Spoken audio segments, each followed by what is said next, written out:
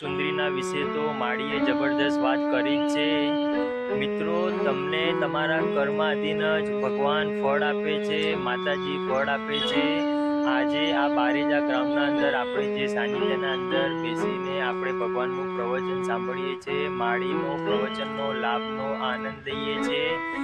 એ પ્રવચન પત્યા પછી તે જગ્યા ઉપર ઘણી બધી કચરાની ને એવી નાની મોટી પાણીની બોટલો ને એવું બધું પડ્યું હોય છે। આ બેન લોકોએ, આ ભાઈએ એમને એ સાનિધ્યના અંદર ઘણા વર્ષોથી આવીને સેવા કરે છે।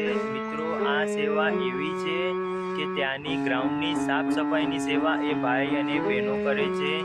મિત્રો, આ કાંઈ નાની વસ્તુ ના કહેવાય। આ સાફ સફાઈની વાત જે કરી માળીએ જાતે એમને સ્ટેજ ઉપર બોલાવીને એમનું સન્માન કર્યું અને માળીએ અંતરના વાતથી કીધું કે જે વિશ્વની જે સુંદરી હોય, વિશ્વના અંદર જે રૂપાળીમાં રૂપાળી કોઈ વ્યક્તિ હોય, કોઈ પુરુષ હોય, કોઈ સ્ત્રી હોય, કોઈ બાળક હોય, પણ જો એના કોઈ નીચ કર્મ હશે, કોઈ પાપી કર્મ હશે તો એનું ફળ એને ભોગવ્યા વગર છૂટકો નથી જ। પણ તમે કોઈ પણ જાતિના હોય, કોઈ પણ ધર્મના હોય, પણ જો સત્કર્મ કરશો, સારા કર્મ કરશો તો તમારે ભગવાન તમારી 100% રક્ષા પણ કરશે। અને આમની તો રક્ષા માળીએ બહુ સરસ જ કરી છે। તમે જોયું હશે પ્રવચનના અંદર કે એ બહેનોને અને એ ભાઈને માળીએ જાતે એમના હાથે જ હાર પહેરાવ્યો। મિત્રો, આ વાત ખૂબ જ સરસની હતી। લાખો ભક્તોની સામે એમનું સન્માન કર્યું, એમનું સ્વાગત કર્યું। આપણે પણ એવું સ્વાગત માળીના હાથે આપણે પણ એવો હાર પહેરી શકીએ છીએ।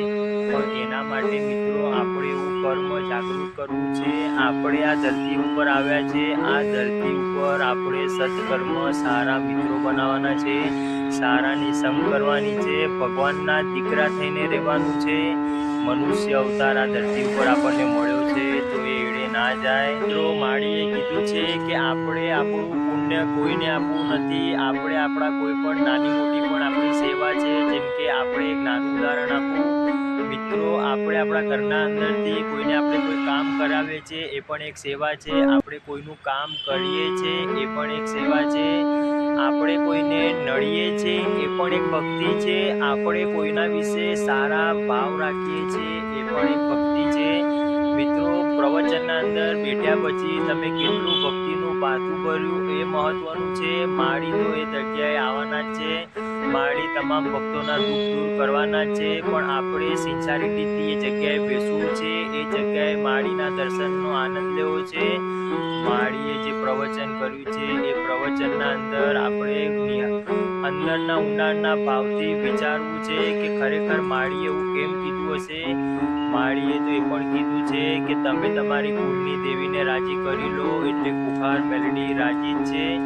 મિત્રો, હું તમને કહું કે વિશ્વ સુંદરી હશે કોઈ, કે વિશ્વનો કોઈ સારામાં સારો વ્યક્તિ હશે, પણ જો એના કોઈ કર્મ સારા નહીં હોય તો એવું જરૂરી નથી કે ભગવાન એનું કામ કરશે ના કરે। મિત્રો, તમને એવું લાગતું હશે કે અમે બહુ ગરીબ છીએ, અમે દુખિયાળા છીએ, પણ એવા માણસો પડ્યા છે જે આખા દિવસમાં એક વડાપાવ ખાઈને દાડો કાઢે છે, એક રોટલી ખાઈને પૂરો દિવસ નીકાળે છે। ઘણા ખરા લોકો એવા છે કે કોઈના પાસે આજે સાયકલ નથી તો એને બાઇકની જરૂર છે, બાઇક નથી તો ગાડીની જરૂર છે, ગાડી નથી તો પ્લેનની જરૂર છે। મિત્રો, તમારું જેટલું છે એ તો તમારું કામ વધવાનું જ છે। આપણે માયામાંથી બહાર આવવું છે, માયામાં નથી રહેવું।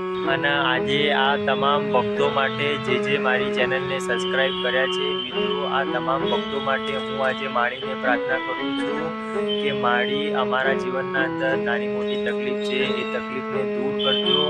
અને હું આજે તમને પ્રાર્થના કરું છું કે જેવી રીતે આ બહેનોએ, આ ભાઈઓએ જે સેવા કરી એવી સેવાના અંદર અમે પણ નિમિત્ત થઈએ। માળી, તું અમને નિમિત્ત બનાવજે।